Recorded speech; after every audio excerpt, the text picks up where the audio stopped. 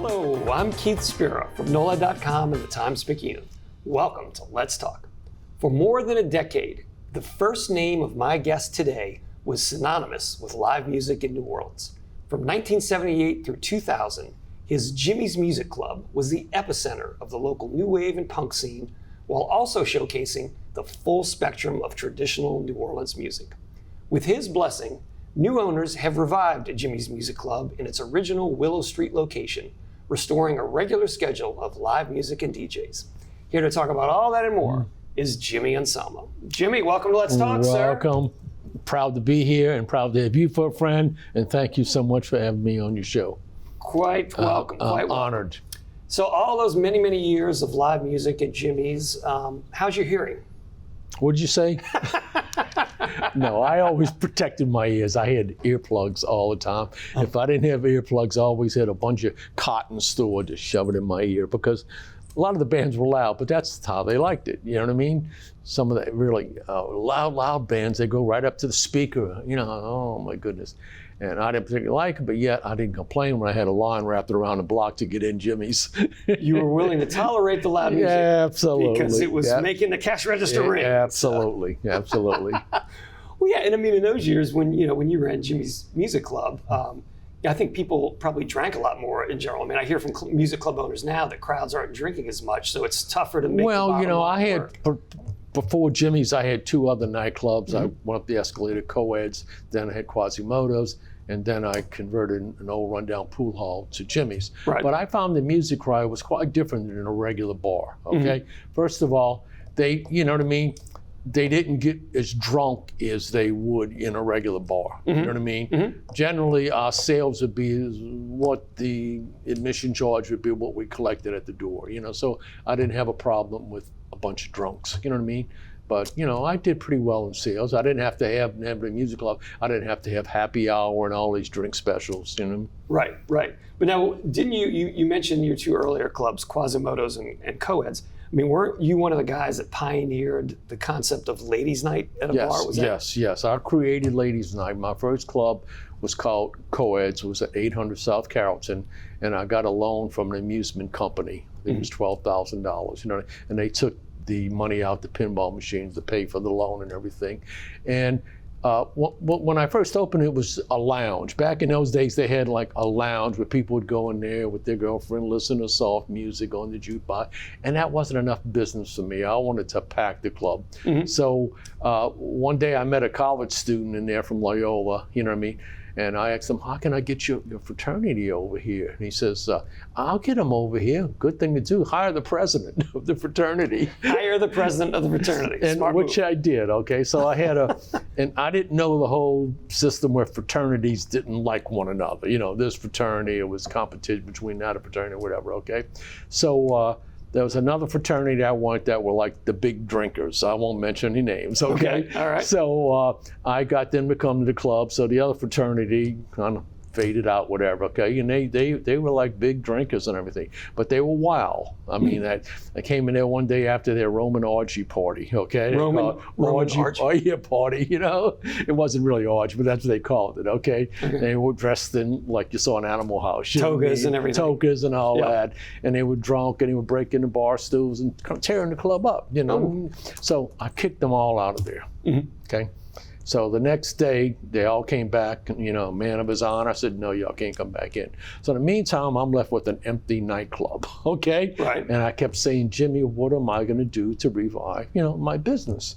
And the thought came to mind, my dad, years ago, would always say, if you have ladies in your club, you'll always have men. So I come up with the idea. I said, I know what I'll do. I'll make some flyers and bring them out to Dominican's Girls College and say, ladies' night, free drinks, beer. And I allowed myself like a keg of beer. And the first night I had it, there must have been 100 young, pretty girls in there. There might have been 4 guys in there, and the word spread, what I mean? So that I'd have it every Thursday, and my business revived from that, okay? Very good. And I heard a lot of my competition said, that Jimmy Anselmo's crazy. He's giving away drinks to ladies. And yet they started having ladies' nights eventually. Sure, it worked. It worked. You mentioned your dad. Your dad, Jimmy King Anselmo. Correct, Anselmo, right. He was a well-known, he's a boxer originally, he boxed, but then he had a series of clubs in the French Quarter, including one on Bourbon Street. Right. So you were kind of born into the nightclub business. I was born into it. His first club, well, first of all, after his boxing career, he went to work. He was good friends with Louis Prim and Leon Primer. Louis Prim, the great musician. His brother had a club called Leon Primer's 500 Club on Bourbon Street, and he went to work for him in the late 30s. And then he opened his first nightclub up across from Arnold's restaurant, okay, called the Little Blue Room. And he had entertainment in there, you know what I mean? And he, I was too young to remember that. I was born in 44. And then in the late 40s and 50s, he bought a building and he turned it into Jimmy King's Mardi Gras Lounge. And Jimmy King's Mardi Gras Lounge on Bourbon Street, right? Yes, right. He used his name a lot, 333 Bourbon. And he, had, pretty, Papa Celestine played there. Lewis, I can't think of his first name, but some other pretty famous people played there. He didn't have strippers. He had mostly entertainment and different shows. Jazz musicians and such. Musicians. Right. And rumba was really popular back in those days. And rumba, is that how you call it? Rumba bands? Rumba band had that. And then I remember as a little boy, I must have been maybe 5 years old at the time. I got up on the stage. It was during the daytime, and I started playing with the drum kit. And my dad said, "You better get off of that. That drummer comes in there, he'll kick your ass, boy." You know what I mean? So you learned not to touch the musicians' instruments. Not to touch the drums, okay? Not to touch the drums. I was growing up, I was exposed to music, and my dad would take me to see his friends at the famous store. I'd see the musicians there, Santo Pecora, all the places that Sharky Bonanno. Sharky Bonanno, yep. And George Gerard, he played there, and I'd see, that entertainment and all the other places too. Your dad, when you were 18, your dad got you a job at the famous door on Bourbon Street? Correct. His friend was Hip Ginley. He used to be a boxing promoter years ago, and got me a job as a as a waiter. And I didn't know anything about being a waiter. I was just on the job learning, okay? So I had like a little vest and all, and I'd take the order for drinks. The bands would play, and I'd go to a service bar and tell them the names of the drinks. So, I had to get used to that. And then a lady asked for an absent frappe. Frappe is crushed ice, okay? And it sounded like crappe to me. So I went to the service bar, said, "I need a screwdriver, a jack and coat, and an absent crappe." And service bartender said, "What? Absent crappe?" And they all making fun of me. He tells out to the other bartenders, "The young man wants a crappe." And they all laugh. And he said, "Son, it's called a frappe." Oh, okay. So they made fun of me. So I got it down.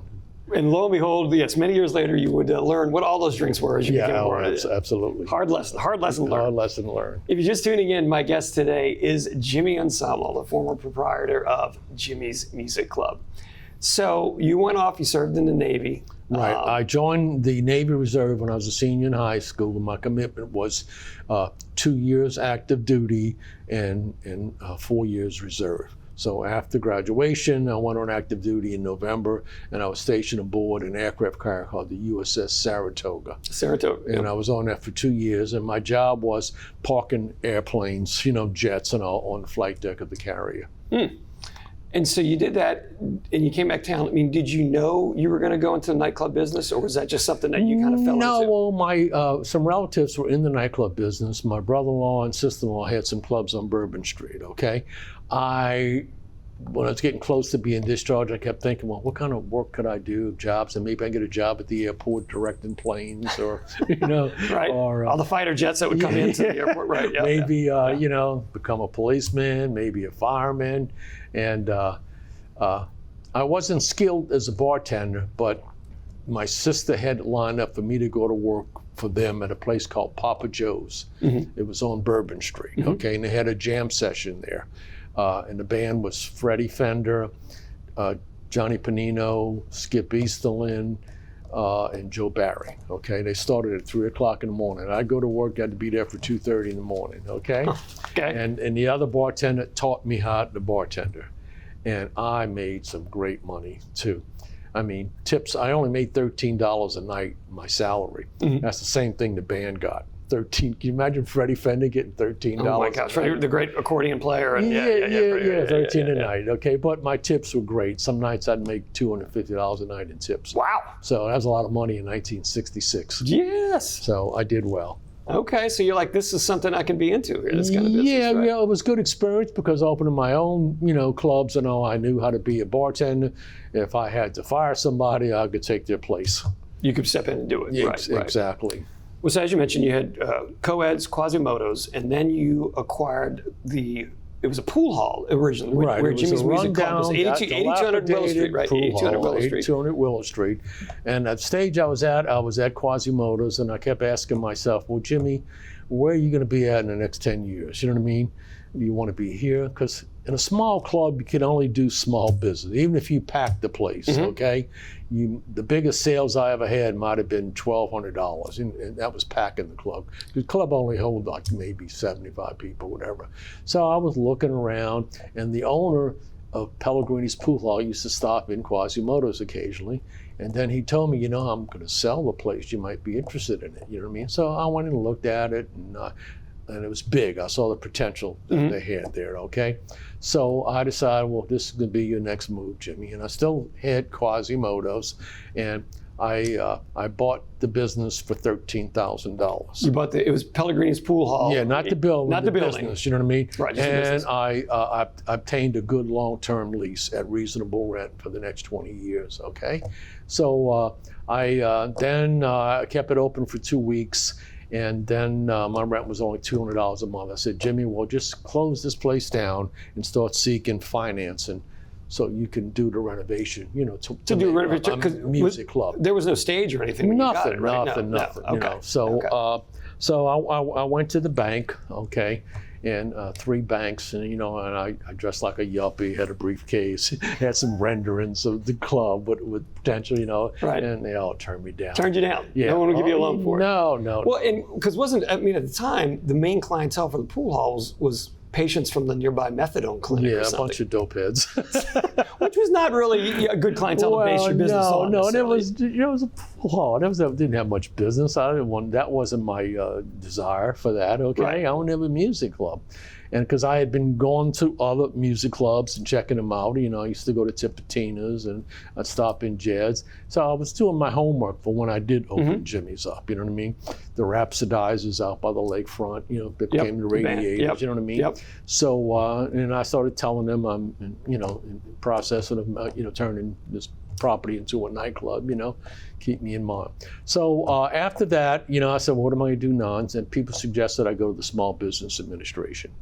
So I went to them, and they give you in contact. They give you a caseworker to work with you, because I had to have some paperwork around that much to show my potential, profit and loss, what I would do and everything, okay? And it might have helped that I was in the service too, Small Business You've been in the Navy, right? So, Sure. Yeah. So my original loan was for $85,000, okay? Because I was going to have a grill in there. And thank goodness they turned me down for that amount. And my caseworker said, well, we'll resubmit it. Could you do this work, say for $65,000? I said, of course. I didn't need a grill anyway, okay? So they resubmitted for $65,000, and I got the loan. And when you get the loan, they don't just give you $65,000.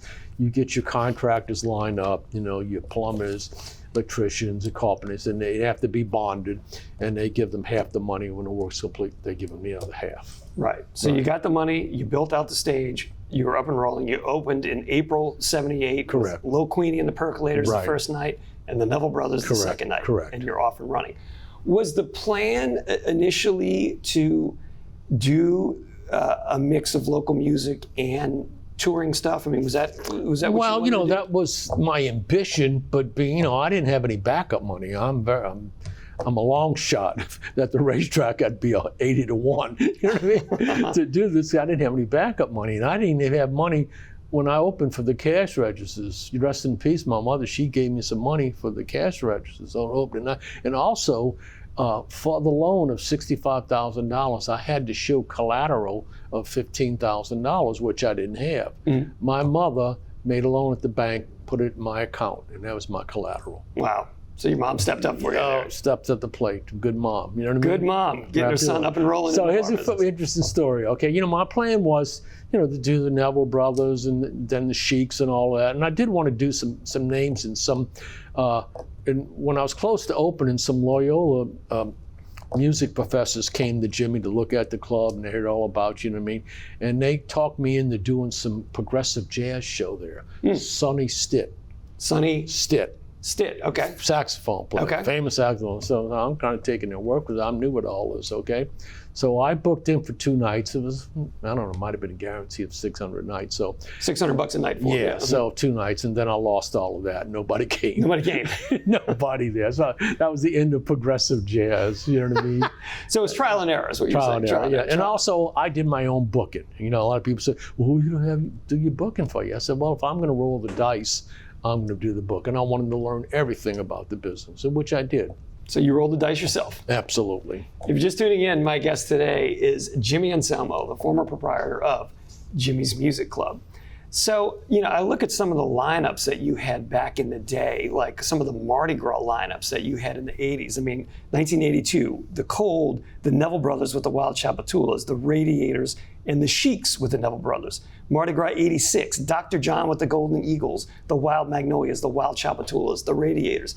Those are amazing lineups of local music. I was very fortunate. Man. Well, I had a nice sized club too. First of all, I enlarged my club after 3 years, maybe, 3 or 4 years, because I had another space on the club, which I added like 30% more space in there. Because I used to have the stage as you walked in the club on the right-hand side, and then I had some pool tables. I didn't need that. So I took one of the walls out, and I enlarged the place by 30% more, and then put the stage on the back end of the nightclub. Yeah, so you could do what, 800 people plus? At least. At least. I cheated sometimes. Did you really? I think I was in there a couple nights when you cheated. Well, and I felt like a sardine. I realized, okay, this is not a bar. This is a music venue. Okay, certain things you don't need tables and chairs. Right. Took them all out. Took out the tables and chairs, and except bar stools and all of that. Okay. So it kind of became, like I said in the intro, the epicenter of the new wave and punk scene in New Orleans in the late 70s, early 80s. So you would have the Red Rockers and the Models and the Cold, which was the heyday of the Cold, which was one of the great New Orleans new wave bands that everybody thought was going to go on to national success. Didn't, but would draw huge crowds here at Jimmy's. And was that just a matter of you saw this music was drawing crowds? Well, I was open to everybody. I'm a music club, so they approached me. And a good thing, I didn't have any guarantee with those, because a lot of the bands back then, the only people I gave guarantees to were people that I knew would make the guarantee, like the Neville Brothers, Little Queenie. It wasn't big guarantees. The Sheiks, okay? Meaning by guarantee, you would pay them a certain amount of money, no matter if nobody showed up. Yeah, exactly. So it was usually like a guarantee versus a percentage of the money collected. Usually 80% of the door. 80% of the door. Right. Okay. Right. And they would, during that time, they would bring their own sound in there also. And then later on, I got a sound company to do the sound, and I paid them so much, to do the sound. Correct. Right. Well, yeah. I remember reading somewhere the Red Rockers had some issue because you were not a fan of slam dancing. Oh, I hated it, simply because I knew someone was going to sue me. Who are they going to sue? They're going to sue me. Yeah, I didn't like the concept of people diving off the stage and running toward them. I kind of tried to stop it. And then, I kind of eventually let it go on. But they didn't particularly like it because, told people they couldn't do it. So they put some posters out around the city. No dance oppression at Jimmy's. No dance oppression at Jimmy's. Right, because the Red Rockers are big fans. They like to see their audience getting riled up and slam dancing. Okay, another funny story with the slam dancing stadium. The place was packed one night. I forgot which new wave band or punk band I had in there. Some guy comes up to the bar. We must have had 600 people there. I'm on the side of the bar, making sure everything's running okay.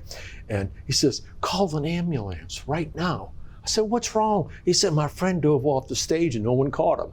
And and he busted his head up. And I'm think I don't want an ambulance coming to the club. It'll disrupt the show. I might have to close it down, whatever. So, okay. I took a bar towel, a clean one, okay? I said, give this to your friend. Oxnard Hospital is only 5 minutes away from here. Get in your car, drive over there right now. It's quicker than an ambulance. Thanks a lot. solved that question. So you didn't have to have an ambulance show up. You had a guy drive himself to the He hospital. took him to the hospital. Okay. Well, so you did all the great local stuff, but you had all kinds of interesting touring acts passed through there. I mean, you had the Red Hot Chili Peppers at one point. You had Bonnie Raitt did a 2-night stand there one time. You had, I think, Muddy Waters. You had Kid Rock early on in his career. So yeah, it had to be kind of gratifying to have some of these acts that would go on to be arena-size acts play your club coming up. It was. I got an interesting story to tell you about one particular act. And also I was around the advent of MTV, and that was so wonderful to me because, you know what I mean? And I was known for a lot of those bands on MTV. I didn't have to call the agency, they would call me. Okay, because they wanted to put their, act at Jimmy's Club. And, I got the publicity of the video on MTV and all of that, so it was like a thing made in heaven for Jimmy's. Yeah, you had like Flock of Seagulls, which would have been a big MTV band in those days. Right, absolutely. Did you have Quiet Riot, the hard rock band? Yeah, I had them. I had it all. The hard rock band, Anthrax, that came around. Anthrax. I imagine there was some slam dancing at that show probably. That kind of faded out about that, okay. You know what I mean? Okay. Most of that was like they'd get the stage and then you'd bob their head by the speakers, all that loud noise, okay? Wasn't there a story at Quiet Riot, they wanted to have 50 lights and you only had 20 in your club? Correct. And it was like a big, they had played before with what I had, you know what I mean? It was a good sound system. I had like 20 lights. And one of the roadies said, and I was going to lose money because ticket sales were very light. Okay. I wasn't going to do very well. And he says, our contract calls for 50 lights. And I told the guy, I said, well, I don't have 50 lights. And he said, well, you're going to have to get more lights. I said, no, this is all I can do. First of all, I don't have enough electricity to cover all of those. And he said, I suggest you rent a generator. So the guy wanted you to rent a generator at the day of the show and bring in more lights. Get another 24 more lights, okay? And I said, no, I just stuck to my guns. I said, no, I'm not doing it. I said, y'all can pack up and leave. No, because I'm not doing it. And he called the agent, and I talked to them, and they played, And it went off just fine. And of course. Went off just fine. Well, yeah, and I mean, did you, especially in those days, I mean, I imagine you kind of had to be, like you said, you had to stand your ground, and you had to not come across like a pushover because. And you had to be stern. And you had to use leverage whenever you had leverage. And at one time I did, because all the major clubs are closed. I was the only club in town. Mm-hmm. Tipitina's was closed, Old Man Rivers was closed, and I was the main act then. You know what I mean? Right. And I used that for Greg Allman wanted to play the club. Mm-hmm. And I said, I'd love to have Greg, the agent, talking to him. I'd love to have Greg Allman. He wanted like $12,000. And I said, well, I would love to pay him $12,000. I said, but I don't give guarantees. And he said, what? This is Greg Allman. I know, but I don't give guarantees. Oh, so, okay. 3 days later, he called me back. Okay, Greg will play there for 100% of the door. I said, no. I said, I have to pay for sound, security, stagehands, and all that. Mm-hmm. I'll do it for 80%. He agreed, he did it, and he made like $14,000. So he made more than what his guarantee would have been. And we rang up $14,000 or $15,000. So it all worked out in Greg's favor. All worked out in Greg's favor. Yeah. I'm trying to remember, were the shows 18? Did you have to be 18 to go? It was 18. Did you do all ages shows? Because I asked because I know there was a couple times I was in there and I was not 18. Yeah, later I did. You did? Drinking age was 18, and I was with the lobbyist group when they wanted to change the law here in Louisiana to 21. And, we were totally against that. And to the day I die, I feel this way. If you're old enough to die for your country, you're old enough to have a beer. There you go. At 18. At 18, right. And they changed it. It's just more aggravation. They could come in your club, you just have to be, but they couldn't drink. Right. So you had to put arm bands so people could drink. And just made it a pain in the butt. Yeah, because I remember seeing the Cold there a couple times when I was in high school, so I had to be like 15 or 16. Well, it wasn't a big deal back then. Right, I think I just stood tall when I got to the door. I'm like, I was hanging out in bars when I was 15, 16. I had a fake draft card, Well, that's New Orleans for you anyway. Well, that is New Orleans, and the full circle moment was I think I snuck into Jimmy's when I was underage, and then later after you closed Jimmy's, that same building became the frat house in the Willow. Right. And my eldest daughter snuck into the Willow underage. So yeah, so same building, same thing. Same thing. Right. We've only got a couple of minutes left here. New owners have reopened a club at 8200 Willow Street, and they're calling it Jimmy's Music Club. That is with your blessing. You were happy to Because let I had them. the copyrights, and I gave that. You welcome to use it. Keep my legacy alive. So yeah, you were all for it. I mean, that was Yes, yes. not a question. Well, of course. And now you hold the mortgage on the building? Is that, or you finance the sale of the building? Yeah, too? correct. So you right. kind of have a connection to the building Yeah, still, correct, but you're correct. not involved with the operation. They of the club own at all. it. They do everything. Okay. They do it all. They Right, do it all. They do it all. And again, I mean, it's got to be gratifying to know that these guys thought so much of the legacy of the club that they wanted to continue the name. Because they knew, the good reputation and the good, how successful the club was. That's right. That's right. And so you've given them some of your old show posters that they're going to use. I gave them to a couple scrapbooks, and I emailed them everything that I had, posters and everything, and I gave them a bunch of posters also. Gotcha.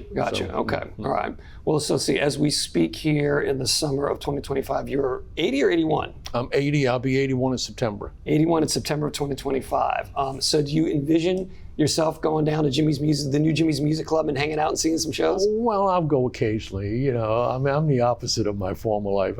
I'm in bed now for 9:30 at night, and I get up at 6:30. I go to the gym, I exercise, and I'll look for dumpsters.